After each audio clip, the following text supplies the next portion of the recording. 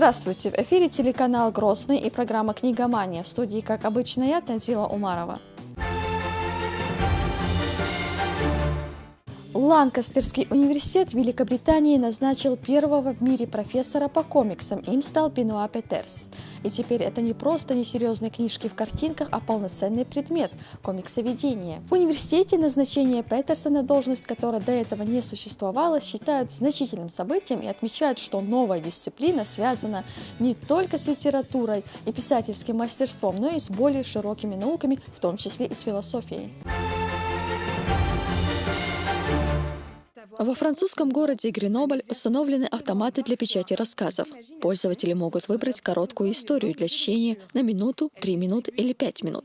За 2 недели горожане воспользовались ими более 10 тысяч раз. Автоматы установлены издательством Short Edition и работают бесплатно. Они выдают не только рассказы, но и стихи и комиксы. 600 коротких произведений отобрали с помощью онлайн-голосования из 60 тысяч представленных вариантов. Но пользователи не могут выбрать то, что именно они хотят прочесть. Машина выдает рассказы в случайном порядке. Представители издательства пояснили, что жители Гренобля печатают их для заполнения так называемого «мертвого времени» для чтения в автобусах, трамваях или метро. Технологию планируют распространить и в других городах страны. Кроме того, машинами уже заинтересовались в Южной Европе, США, Австралии, Чили, на Тайване, а также в России. Автор подростковых фантастических романов Рик Риордан поблагодарил российских издателей за то, что те не стали менять цвет кожи персонажа его книг Картеру Кейну. Речь идет о серии «Наследники богов», в которой рассказывается о приключениях брата и сестры Сейды и Картера Кейн, внезапно обнаруживающих, что являются потомками египетских фараонов. По сюжету Картер является афроамериканцем, как и его отец-египтолог. Сейди же гораздо светлее, ее мать была белой. При этом у персонажей общий отец. Несмотря на это, главных героев некоторые издатели, в том числе и в России, Италии и Нидерландах, изображали Картера белым на обложках изданий. «Милые работы, но мне не нравится, что Картеру изменили цвет кожи», говорил писатель об одной из итальянских иллюстраций к его книгам в прошлом году. Обеление Картера Кейна продолжается. Простите, но фразы типа «люди в нашей стране покупают книги только с белыми героями на обложке» не служат оправданием. После этого нидерландское издательство перевыпустило всю серию с афроамериканцем на обложке.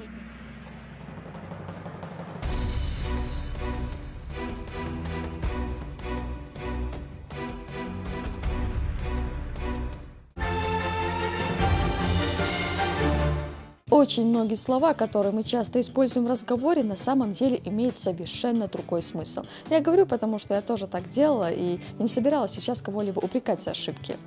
О всех словах, которые используют не по значению, мы рассказать не успеем, но я думаю, что следующий сюжет окажется для вас полезным. Чтобы обогатить свой словарный запас, нужно, как известно, много читать. В таком случае вы не только будете знать много слов, но и уметь правильно их употреблять. Ведь многие люди поступают как Алиса из сказки Кэрола, просто запоминают звучные и длинные слова и вставляют их куда попало, ничуть не задумываясь о смысле сказанного. В последнее время мой сын стал произносить такое слово «камильфо». И я его о чем-то попросила, он мне говорит: «Мам, мне не камильфо это делать». Слово обозначает то, что полагается, то, что должно, и то, что правильно. То есть это, в общем-то, правило хорошего тона. И я осознаю, что молодежь, теперь я прислушиваюсь к молодежи и слышу это слово очень часто. Мне не камильфо или камильфо. Лично у меня есть знакомые, которые, описывая свой плохой день, говорят: это была полная утопия, связывая это слово с утопленниками или с болотной топью. Но утопия — это вымышленная Томасом Мором идеальная страна, к чему это слово вообще? А уж как часто грешат эти многие современные графоманы. Да, именно графоманы, а не писатели. Напичканные редко употребляемыми словами, то есть и устаревшими, и неологизмами, тексты бывают настолько неудобоваримыми, что этих горе-графоманов хочется отправить обратно в школу, чтобы они изучили раздел лексика и культура речи и узнали, что есть такое понятие, как стиль речи. Вы, наверное, видели в сети различные подборки слов, которые большая часть населения использует не по назначению. Одиозный. Ну, мне прям рифмуется со словом мафиозный. Неуравновешенного человека, я не знаю. С формой одежды связано что-то. Это переводится с латинского языка как «достойный ненависти», то есть, проще говоря, неприятный человек. Троглодит. Что-то вроде проглатывания, не знаю, слов. Я не знаю. У меня что-то прям вот с каким-то лекарством ассоциируется. Троглодит — это типа животное какое-то из фильма, там, вымышленный персонаж. Ну, проглотит Бог, типа колышем он сон. Троглодит означает «пещерный человек», и слово «проглотить» здесь совершенно ни при чем. Гражданский брак. Законом зарегистрирован брак ёхает. Брак по расчету, мне кажется, что-то в этом роде, но уж точно не по любви. Гражданский брак – это юридически заключенный. Гражданский брак – это зарегистрированный в ЗАГСе брак без участия духовенства. Фактический брак. Фактически это по документам там. Брак, а душа ж Бог соном духой. Брак по факту. В принципе, почти то же самое, что и гражданский. Фактический брак – это сожительство. Нелицеприятный. Ну, это примерно, типа, человек неприятный, там, по образу, может быть. Ну, так и разжевать, если лицо неприятное, нелицеприятное, ну, значит, неприятный на вид. Который на лице выглядит неприятно. Ну, короче, неприятно, я думаю, Бог соном духой. Типа, да вот, это лучше сон. Нелицеприятный означает беспристрастный, справедливый человек. Не последнюю роль в подобном искажении значений слов сыграли журналисты. Такие выражения, как лыжная коррида, лапидарная выжимка, калейдоскоп качеств, где разные по значению слова объединены, заставляют читателя думать, что словом коррида, к примеру, можно заменить такие понятия, как соревнование, соперничество. Вообще пытаются выглядеть лучше, чем они есть. И я думаю, что вот такого рода вещи происходят еще и от того, что у людей, не всех, правда, но вообще у той части людей, которые используют и эти слова, и по смыслу, и не по смыслу их употребляют, это происходит от того, что имеется ложное представление об образованности, об интеллигентности.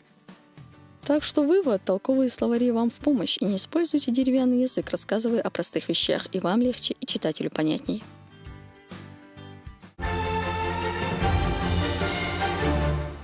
Итак, у меня месяц рейтингов. Вообще-то это не совсем рейтинг, я просто хотела рассказать о самых популярных советских сказках. Их переносили на экран часто и охотно. В советское время даже была программа «В гостях у сказки». Эти фильмы показывают каждый год в преддверии Нового года и являются неотъемлемой частью праздника. В нашей стране их очень любят. А вот зарубежные зрители были удивлены, узнав, что они пользуются такой популярностью. Большинство посчитали их, мягко говоря, странными.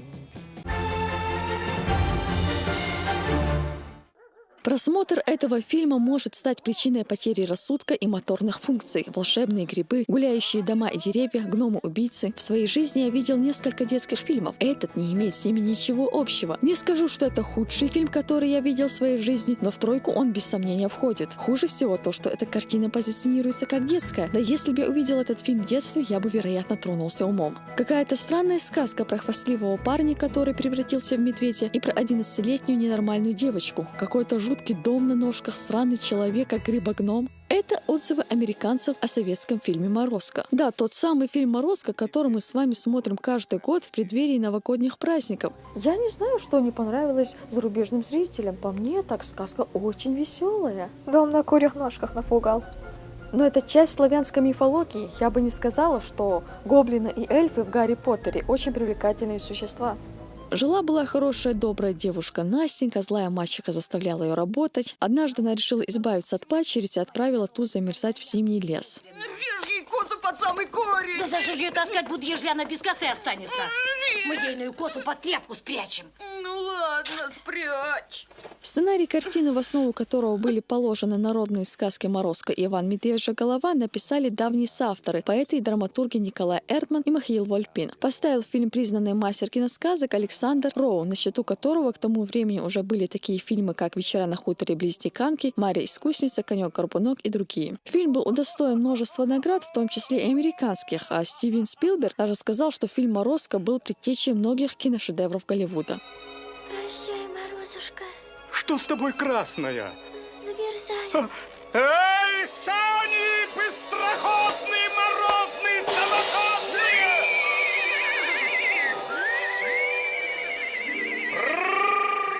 Инне Чуриковой эта лента принесла всесоюзную славу. А ведь актриса, увидев себя на экране, хотела уйти из кино. Ей казалось, что она очень страшная. Кстати, отзывы европейцев об этом фильме положительные. В Чехии и Словакии киносказка, как и в России, является непременным атрибутом Нового года. Нет, не принцесса. А кто же? Королевна. Фильм «Мария искусница» вышел на экраны в 1960 году. Он также снят по сценарию Евгения Шварца. Персонаж Марии искусница встречается во многих русских народных сказках. Это, как правило, женщина, обладающая большой колдовской силой. Она то и дело помогает своему непутевому мужу выпутаться из какой-либо переделки. Я говорю непутевому, потому что чаще всего этот муж вместо того, чтобы выполнить все указания своей жены, чтобы произошло волшебство, выполнял лишь часть, остальные по глупости игнорировал и попадал в переплет. И так каждый раз до тех пор, пока не появлялся Кощей и не забирал эту искусницу. Я бы на ее месте была благодарна за это похищение, хоть какая-то воспитательная работа для мужа. Я подводный владыка. Величество, а чё ж так надулся, а? А как же, я же царь. Ну тогда валяй. Советский фильм является симбиозом разных народных русских сказок. Здесь Марию искусницу ищет сын, хоть какое-то разнообразие, а похитил ее водяной царь. Не люблю я его. Он интеллигент. Он мудрый. Он все сказки наизусть знает. Сказки. Сказка «Снежная королева» впервые была опубликована 21 декабря 1844 года. Автором ее является Ганс Кристиан Андерсен. Прототипом для создания королевы Андерсену послужил персонаж скандинавского фольклора «Ледяная дева», однако биографы датского сказочника утверждают, что его вдохновила оперная певица Йенни Линд, которой он питал глубокие чувства. Она ему взаимностью не отвечала, то есть он не смог растопить ее ледяное сердце. Как ни странно, в первый раз историю о «Снежной королеве» перенесли на экран не в Дании, а в Советском Союзе. Сначала был отснят мультфильм в 1957 году, а спустя 9 лет вышел полнометражный цветной фильм по одноименной пьесе Евгения Шварца. В детстве она была моим любимым сказочным персонажем. Я хотела такой же костюм, как у нее, и писала письма Деду Морозу. Ну и что, получила? Получила. Ну ты сейчас можешь купить. И вообще-то она была злой ведьмой. Не была. Фильм «Сказка» повествует о необыкновенном путешествии маленькой девочки Герды, которая разыскивает своего друга Кая. Его похитила и унесла в свое царство Снежная королева, могущественная злая волшебница. В поисках друга Герда попадает в замок к хитрому, коварному и в то же время смешному королю, знакомится с лесными разбойниками. На пути у девочки будет много преград до битвы со Снежной королевой. Отличие от оригинальной сказки в первую очередь заключается в том, что все упоминания о религии исключены, то есть Кай и Герда не читают молитв. Также расширена роль некоторых персонажей и добавлен юмор, который отсутствует в оригинальной сказке. Ты никак думаешь, что я Эрик Третий, отчаянный? А разве это не так, сударь? Нет, я Эрик 29. На сегодня это все. Я с вами прощаюсь. И как всегда помните, что люди перестают мыслить, когда перестают читать. До встречи!